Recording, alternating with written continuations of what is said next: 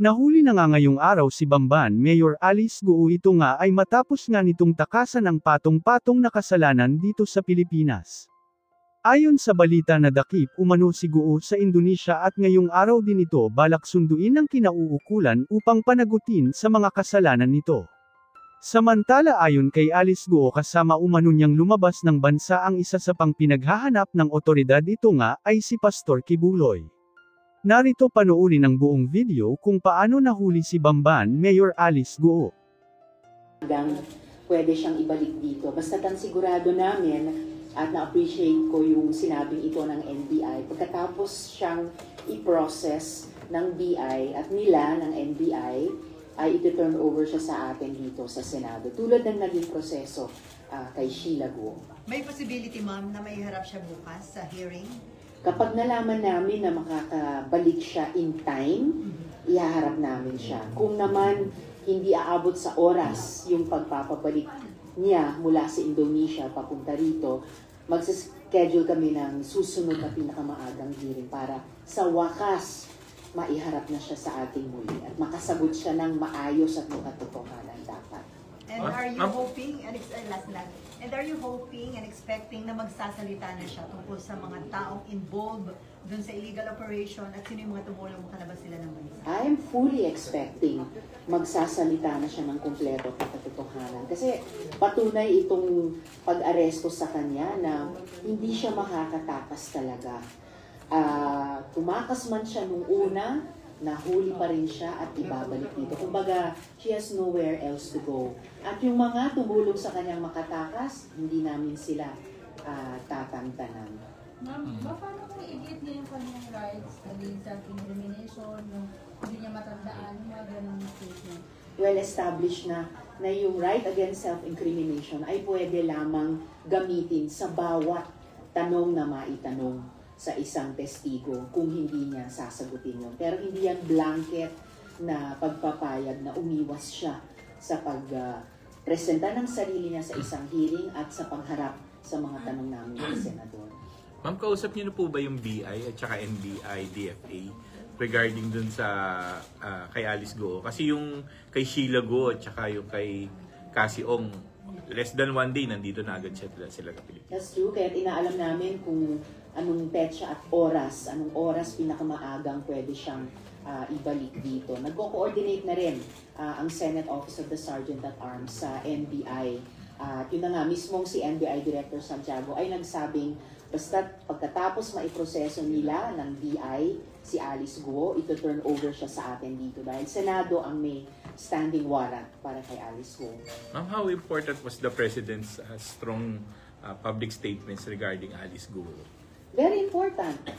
Tulad ng pag-anunsyo niya ng total ban sa POGOs nung kanyang SONA at pagsimula ng winding down hanggang December 31 at paghahanap ng alternatibong trabaho at hanap buhay, yung just transition para sa mga kababayan nating nagtrabaho noon o nagtatrabaho pa sa mga POGO na iyan. Lahat nito ay mga piyesa ng isang puzzle na dahan-dahang binubuo natin. At I am happy to say na matimbang na bahagi doon ang trabahong ginagawa ng Senado sa pag-iimbestiga dito laban sa POGO. So mabuti at malalakas nga ang mga statement ni Presidente tungkol kay Alice Guo. At ngayon nakita natin sa pakikipagtulungan ng iba't ibang mga grupo ay naaresto si Alice Guo. Pagkatapos ma-confirm natin na naaresto siya independently, na-confirm din namin sa mga Indonesian contacts namin ang pagka-aresto sa kanya. Kaya terima kasih sa mga kaibigan natin sa Indonesia at maraming salamat sa lahat-lahat na nagtulungan upang siya ay magdakip. Ma'am, nasabi po ba ng Indonesian sources nyo kung paano nila na-trace at nahuli po si Mayor Guo? Bubuin pa namin yung account nilang iyon para doon din sa investigasyon ng Subcommittee on Justice and Human Rights tungkol partikular sa pagtakas ni na Alice Guo, ma-input namin yun at mabuo natin yung kwento ng kanyang pagtakas hanggang sa kanyang pag-aresto. Ma'am, nakakaabot kaya sa hearing tomorrow? Or are there parang tina-target niyo po ba yun? Gusto niyo sana makaharap na siya tomorrow? I'm really hoping makaharap na siya bukas. So, tina-target namin. But we can only target so much dahil malaking bagay muna malaman namin sa pagitan ng Indonesian at Filipino authorities. Kailan talaga at anong oras siya maibabalik dito. Ma'am, yung kapatid kaya niya na si Wesley Go, meron din po ba kayo information? Yan na lang ang missing in action pa. Pero buo yung confidence ko na patuloy din siyang pinaghahanap. Tulad ng patuloy na paghahanap kay Alice Go pagkatapos maaresto sina Sheila Go at Cassandra Leong na nagbunga na ngayon sa pag-aresto kay Alice Go. Mabalikan ko lang yung process. Bali, from NAIA, dadalhin siya sa BI? Yes. And then NBI, and then dito. Ako. Ma'am, after the hearing tomorrow, anong disposition ng Senate? Will she be detained here or ipapaubaya niyo sa NBI? Kung makaharap na siya sa hearing bukas, yan ay hearing ng Justice and Human Rights Subcommittee. Ihaharap na namin siya doon kung nandito na siya sa Pilipinas. Kahit pa makaharap na siya bukas, ang source naman ng warrant niya ay mula sa Senate Committee on Women. So, kailangan po pa muna siyang humarap sa susunod na hearing ng Committee on Women bago makapag-desisyon kami sa disposition namin sa kanya. So she'll stay here or with the NBI? She will stay here at the Senate. Ma'am, would you call on the Department of Justice and other agencies na bilisan yung pagsasampa ng kaso? Kasi ma'am, pag nirelease ninyo from Senate custody, dahil halimbawa napaharap na siya or sumunod siya sa inyo, ipa-flight risk siya kung wala pa rin warrant of arrest from the courts. Tingnan po natin kung mahinog na yung unang-unang kasong isinampalaban sa kanya. Yun ang kaso ng DOJ for qualified human trafficking. So qualified trafficking in persons na isang non-bailable offense. At kung hindi pa man at that point in time, kasi dadaan muna siya sa pagharap sa Committee on Women, magdidesisyon pa kami kung palalayain na ba siya sa Senado or i-detain pa rin namin.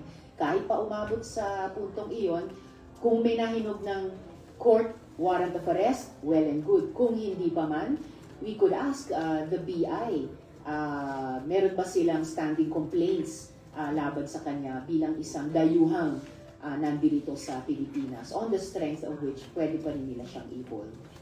But definitely, hindi na natin pauulitin ng tumakas siya at may mga magkulang o worse, makipagsabuatan para patakasin siyang ulit.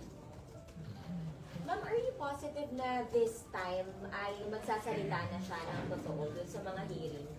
Well, as I mentioned earlier, tingin ko malakas ang dating nitong pagka-aresto niya sa kanya dahil umalis siya sa Pilipinas ng ganun-ganun lang, nakapag parang lakbay sa iba't ibang bansa dito sa Asia at papunta sa kung saan hindi pa natin alam. Pero hindi siguro magaan ang dating sa kanya na naaresto pa rin siya at ibabalik pa rin dito sa ating bansa kung saan nagpanggap siyang Pilipino, nagpanggap siyang Pilipinong mayor, lumabag siya sa iba't ibang batas ng Republika sa ilalim ng cover ng POGO. With the arrest of Alice Go, better po ba na sumuko na iba pang may warrant of arrest? Definitely. Ipinakita nitong pag-aresto kay Alice Go na tumakas ka man, pag pinaghahanap ka ng mga otoridad at may tulong pa ng mga otoridad ng ibang mga bansa, kahit dun ka pa tumakas, ay maibabalik ka rin dito sa bansang Pilipinas. That should make a strong impression sa iba pang subjects ng warrant of arrest na patuloy pa rin tumatakas o nagtatago. Now, in this development, so we do not see wrapping up of your hearing anytime soon. Well, plano na rin ng Senate Committee on Women na sana sa loob ng 2 o 3 hearing, ma-wrap up na po namin. Meron pa po kaming mga pending issues, pangunahin na nga yung pagharap at pagsagot ni Alice Go, yung pagtatanong namin sa ilan pang mga personalidad na lumitaw ang kanilang mga pangalan konektado sa mga POGOs, yung hindi pa natapos na kwento ng Farmally at kung yung mga taong na-identify noon sa Farmally investigation na lumilitaw ngayon sa investigasyon namin laban sa POGO ay meron ding accountability doon. So, on track pa rin ang Senate Committee on Women. Very big break para sa ating lahat yung pagka-aresto kay Alice Go. Ma'am, si Alice Go na ba yung pinakamataas o pinakamalaking personality behind the Pogo operation sa Pilipinas? Maaaring hindi siya yung pinakamataas pa. Maaaring hindi pa siya yung kumbaga, malaking isda dito. At yun yung gustong tumbukin ng Committee on Women bilang bahagi ng pag-wrap up ng kabuuang 4 na taon ng investigasyon laban sa Pogos. Okay na ba tayo? Okay na po. Say, pastor lang. Yung operation ng PNP, parang 12 days na ba? Or marami nang naiinip eh. How is the Senate looking at this? Especially sa inyo nagsimula yung investigation sa kanya.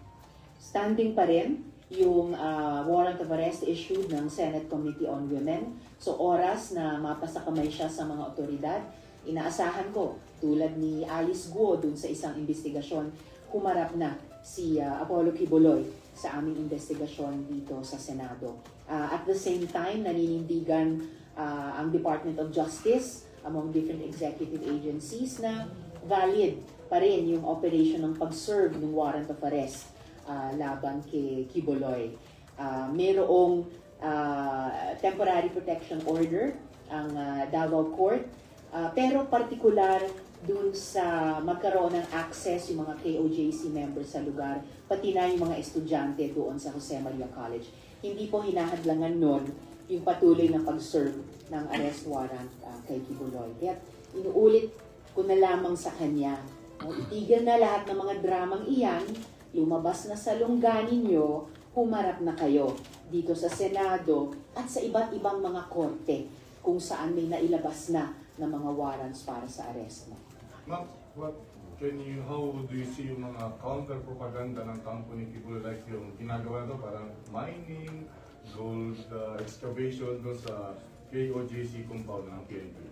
Well, sinasabi nila PNP ang gumagawa nun? Yes, o sila ang gumagawa nun? Sila, nagbuhukay daw kasi yung PNP, may mga galado parang gold detector and all, mga propaganda from their end.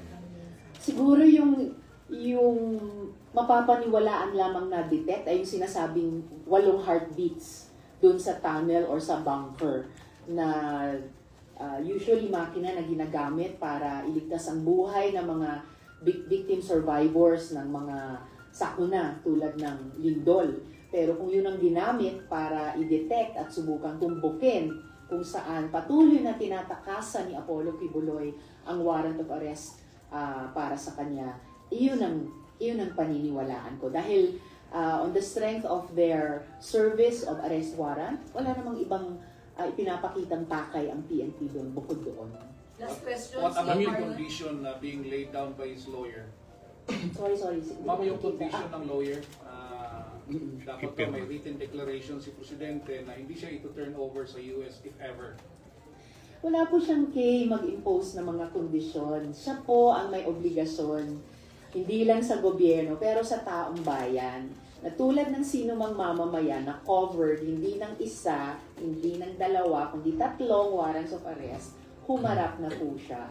Kung ano po ang gagawin ng gobyerno, kung magkaroon man ng extradition treaty, ang sino mang ibang bansa, o kung mailagay siya sa list ng Interpol para maging subject ng search ng iba't ibang law enforcement agencies ng buong mundo, hindi na po siya ang may desisyon dyan. Gobyerno na po. Okay, last na po si Marlon. Ang COA has ordered DepEd to return yung mga misused funds daw ng DepEd during the time of BP Sara Duterte. More than 12 billion. Will you raise this kapag nag-plenary na yung budget ng DepEd?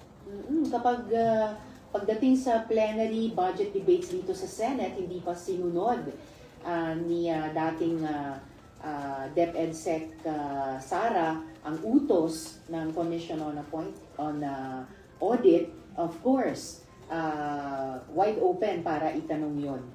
Itanong ko o nino mang kasama ko dito sa Senado. Dahil idinadaan ng bawat ahensya sa ganyang proseso. Pagsagot sa mga tanong o utos na ng COA bilang pagtimbang kung justified ba yung hinihingi nilang budget para sa susunod na taon. Sen, were you surprised na gano'ng kalaki yung nakita ng mga state auditors na apparently mali yung paggasta ng departamento.